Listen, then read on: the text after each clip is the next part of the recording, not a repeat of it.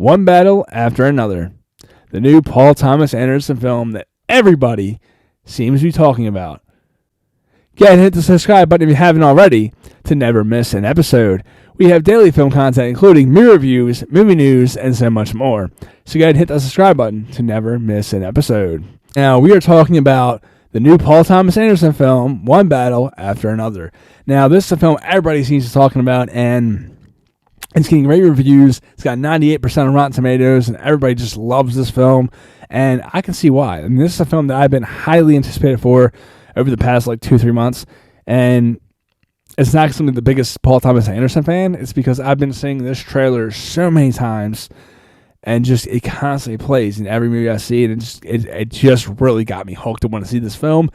And I have to say, going into this film, I was really excited. And by midpoint, I was just like, what am I watching? I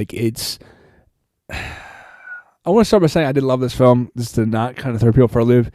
But I very much so, within the first 30 minutes of this movie, was just kind of baffled at what I was watching, because it is not at all what the trailers portrayed to be.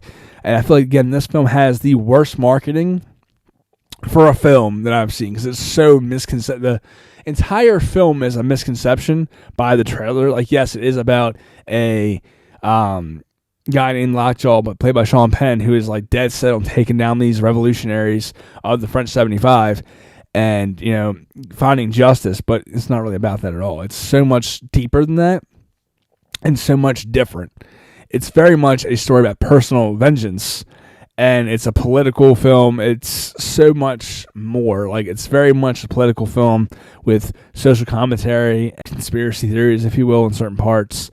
The film, pretty much, to better summarize it, is about an enemy who resurfaces 16 years later, Sean Penn's character, who then hunts down these revolutionaries and kidnaps one of their own, and they all band together to try to get her back. That's pretty much a better summarization of the film than the trailers are ever going to give you, because the trailers are so misconceptive and misleading.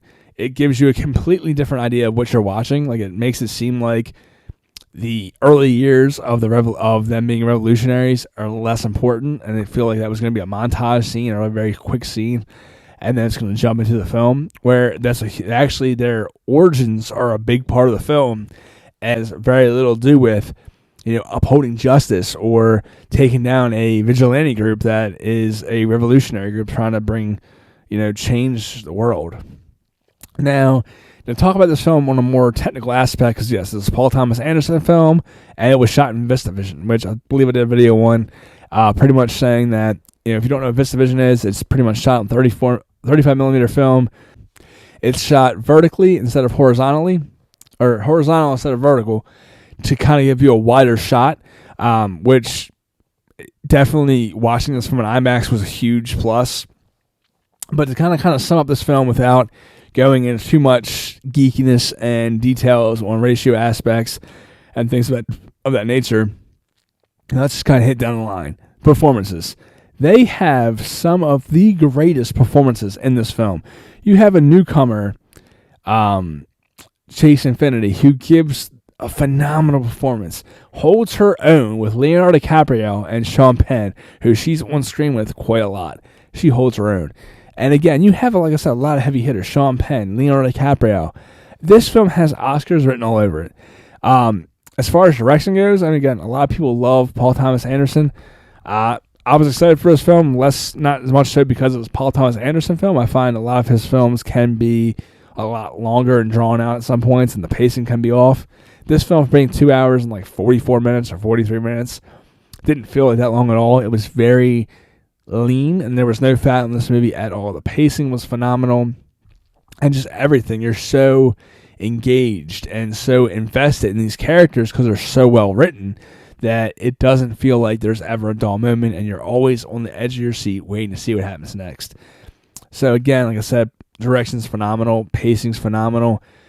There's not really a bad thing to say about this movie other than the fact that the marketing is garbage. It gives you a completely wrong interpretation of what this movie is about, and it's such a layered film that it's one of those films that will sit with you even after you watch it, because leaving the theater, I knew I loved this movie, but I just couldn't articulate into words why. And it gave such a great insight of these characters, because you have these characters who are so layered and so complex that it takes time to really kind of analyze everything, especially going in thinking it was going to be something completely different than it was. It's such a more layered film, and you have this epic film or this epic story told on such a large scale. It's one of those ones that, again, sit with you after you finish watching it. And it goes into so much into, politics and social commentary, and gives us a inside look at, radicals and, people who are revolutionaries and people who want to fight for a cause. But you also have these characters who are on different levels of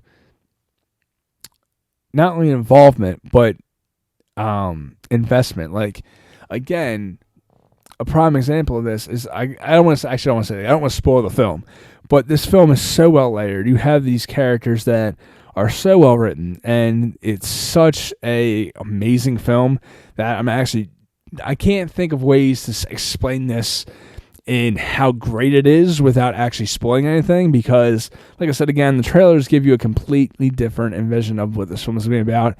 It's very much more of a personal vendetta, and it's about personal vendetta and why the entire film is actually a personal vendetta, and him trying about abuse of power, personal vendetta, and I'll say conspiracy of these groups that are within the government that have these special groups that have hold all this power, kind of like the Illuminati. They hold this power from the background, and it's about their belief. There's so much complexity to this film, and it works so well.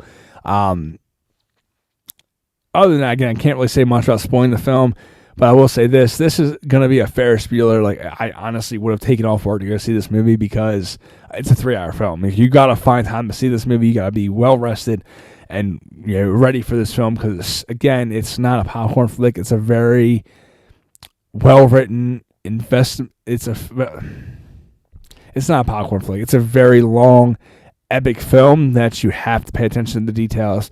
It's one that you're going to want to pay close attention to everything that happens and really focus, because the characters in this film are so well fleshed out. At the same time, there are moments in which you feel like they're not that fleshed out, but they really are. It's just you have hints and different moments throughout the film that kind of really explain who these people are and why they do what they do. And it's just such an amazing film. I'm going to hit it with a Ferris Bueller. Go see this film as soon as possible if you haven't already. Question of the day is, have you seen the film?